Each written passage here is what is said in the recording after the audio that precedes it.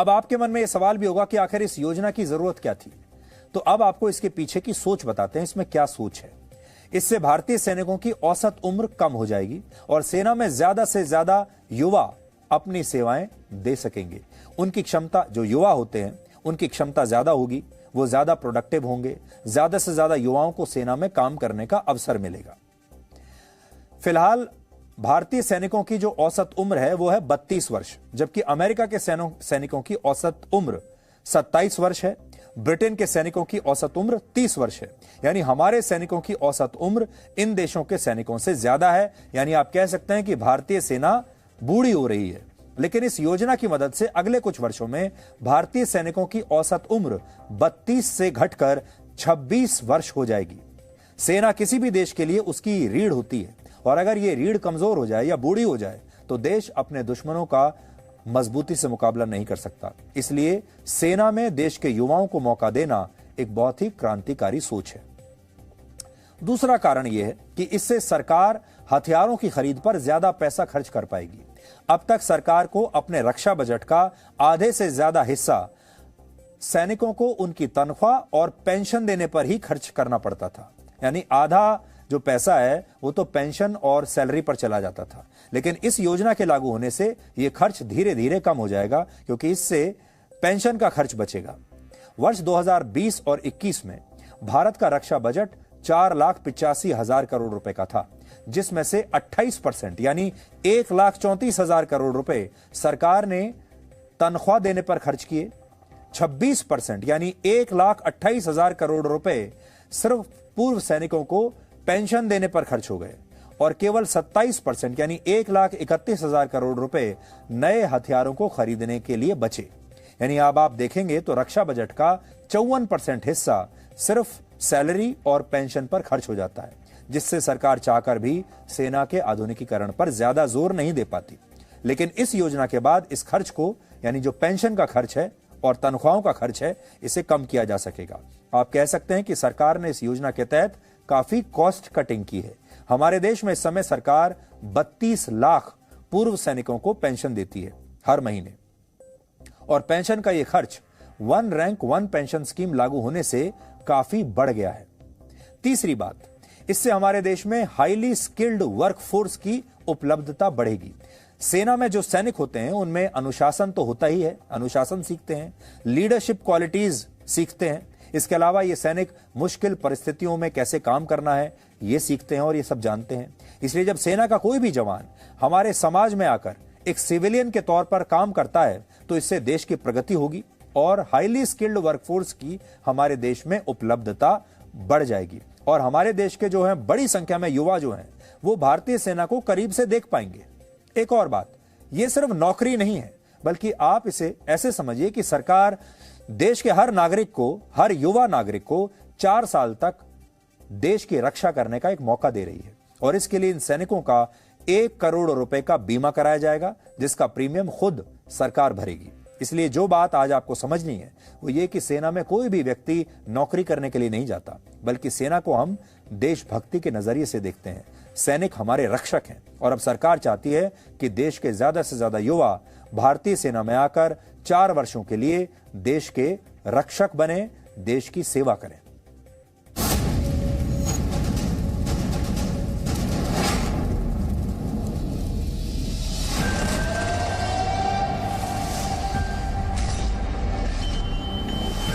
राष्ट्र सर्वोपरि, देश ही हो जिसकी पहचान।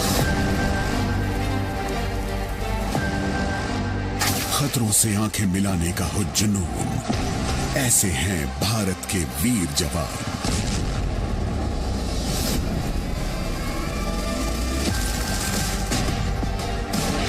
इन्हीं फौलादी जज्बों को देती है सेना एक नई पहचान। दे देश को अपने 4 साल सीना तान संकल्प कर। बहुत खास है युवाओं के लिए ये देश सेवा का अवसर। चलो भरे भारतीय सेना में युवा जोश हम मिलकर। वर्दी का गौरव मिले, जो एक स्वर्णिम कल से सजे, तमगे बढ़ाएं सीने की शान।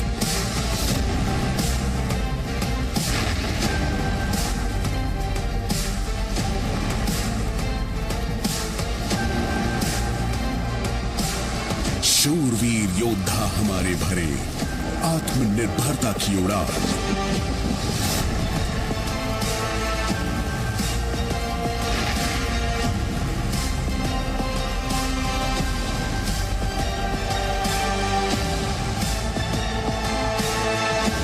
अब पर्वत भी नहीं दिखा सके इनके हौसलों को, जिन्होंने किया कतरा कतरा देश के नाम।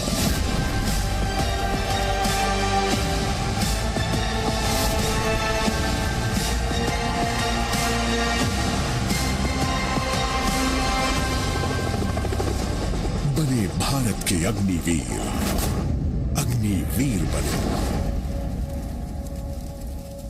अग्निपथ योजना के अंतर्गत यह प्रयास किया जा रहा है कि इंडियन आर्म्ड फोर्सेस का प्रोफाइल पूरी तरह से यूथफुल हो। यूथफुल प्रोफाइल से यह फायदा भी होगा कि उन्हें नई नई टेक्नोलॉजी के लिए आसानी से ट्रेन किया जा सकेगा और उनकी हेल्थ और फिटनेस का लेवल भी काफी बेहतर होगा। इस अग्निपथ योजना से एम्प्लॉयमेंट अपॉर्चुनिटीज बढ़ेंगी और अग्निवीर सेवा के दौरान अर्जित स्किल्स एवं एक्सपीरियंस उन्हें विभिन्न क्षेत्रों में एम्प्लॉयमेंट भी प्राप्त कराएगा। सामने एक सफेद मकान, यहाँ से 200 मीटर दुश्मन के 3 टेररिस्ट इस मकान के पहली मंजिल पर है। हमारी ट्रूप्स ने उन्हें चारों ओर से घेर लिया है।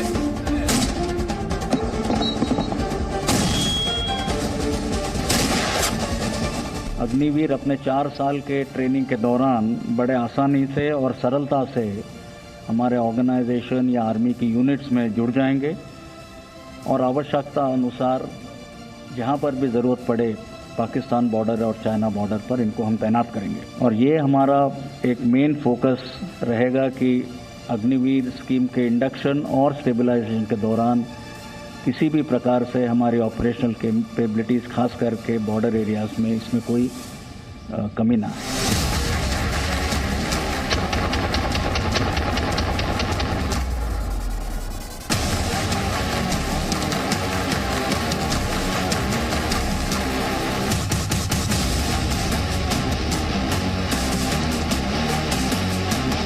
युवा को हम तीनों अपॉर्चुनिटीज कंकरेंटली दे रहे हैं।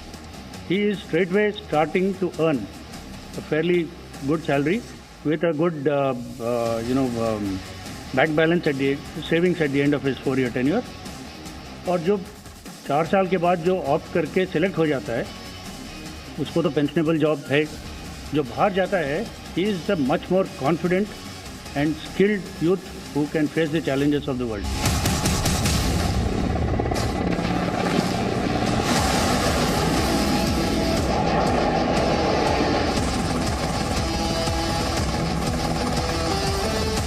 नौसेना की अग्निवीर स्कीम में महिलाएं भी शामिल होंगी। मेरा मानना है कि अग्निपथ एक विजनरी मूव है जो कि हमारी नौसेना का मल्टीपल डायमेंशंस में बदलाव करेगा। अग्निपथ भारत की भविष्य की पीढ़ियों को इस मूल मंत्र के अंतर्गत सम्मान और संतोष से जीने का एक उत्तम अवसर प्रदान करेगा।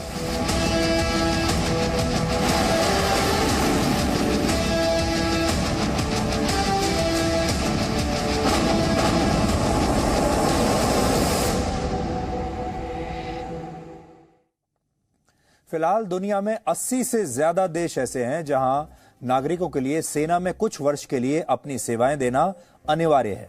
इनमें दक्षिण कोरिया, उत्तर Korea, Russia, Israel, Brazil, Turkey, Norway और फिनलैंड जैसे देश हैं। इन देशों में 18 से 27 वर्ष के युवाओं को एक निर्धारित समय के लिए सेना में भर्ती होना आवश्यक है, अनिवार्य है, और इसके बाद इन्हें रिटायर कर दिया जाता है। ऑस्ट्रिया की सेना में यह अवधि 1.5 साल है, जबकि इजराइल में हर नागरिक को 3 साल तक सेना में अपनी सेवाएं देनी पड़ती हैं। और इससे इन देशों को 2 बड़े फायदे हुए हैं। पहला, इन देशों की सेनाएं दूसरे देशों की सेनाओं की तुलना में ज्यादा युवा हैं और दूसरा, इससे इन देशों को अपने पूर्व सैनिकों को पेंशन देने पर ज्यादा पैसा खर्च नहीं करना पड़ता, जिससे ये डिफेंस रिसर्च और नए हथियारों की खरीद पर ज्यादा ध्यान दे पाते हैं। इसके अलावा कुछ देश ऐसे भी हैं जिन्होंने सेना में भर्ती के लिए काफी अलग पॉलिसीज अपनाई हैं। अमेरिका में सिर्फ उन्हीं सैनिकों को पेंशन मिलती है जो 20 वर्ष तक सेना में रहते हैं। इसके अलावा अमेरिका में एक ऐसा कानून है जिसके तहत 80% सैनिकों को उनकी सेवा के 8वें वर्ष में ही रिटायर कर दिया जाता है और इन सैनिकों को सरकार कोई पेंशन नहीं देती। और आप देखेंगे तो भारत सरकार सेना में भर्तियों का जो नया मॉडल लेकर आई है वो काफी हद तक अमेरिकी सेना से मिलता जुलता है। कई देश ऐसे भी हैं कि जो अब कुछ समय अवधि के लिए ही सैनिकों की भर्ती करते हैं। जैसे ब्रिटेन में अलग अलग पदों पर सैनिकों को 2 से 4 वर्ष के लिए भर्ती किया जाता है और इसके बाद उन्हें एक विशेष पैकेज देकर रिटायर कर दिया जाता है। तो अगर आपके घर में, आपके परिवार में 17 से 21 वर्ष का कोई युवा है या युवती है और हमारे जो युवा दर्शक हैं वो इस समय हमें देख रहे हैं, तो हम उन्हें बस इतना कहना चाहेंगे कि भारत सरकार ने इस अग्निपथ स्कीम के तहत आपको एक शानदार मौका दिया है भारतीय सेना में भर्ती होकर देश की रक्षा करने का। और देश की रक्षा करने का जो मौका होता है वो बहुत किस्मत वाले लोगों को ही मिलता है। इसलिए अगर आज आपको ये मौका मिलता है और आप इस मौके का फायदा उठाने के लिए फिट हैं, आपके अंदर उतनी काबिलियत है, उतना टैलेंट है, उतना मेरिट है, तो आपको ये काम जरूर करना चाहिए। अपने जीवन के 4 वर्ष हर युवा को कम से कम इस देश की रक्षा के लिए देने ही चाहिए। ये बहुत बड़ी बात है और जब आप वापस लौटेंगे 4 साल के बाद तो आपको इसके लिए फक्र होगा और भारत का जो समाज है, भारत के जो लोग हैं, वो जीवन भर आपको एक सम्मान की दृष्टि से देखेंगे। Presenting V News app available on Google Play and App Store. Download it now.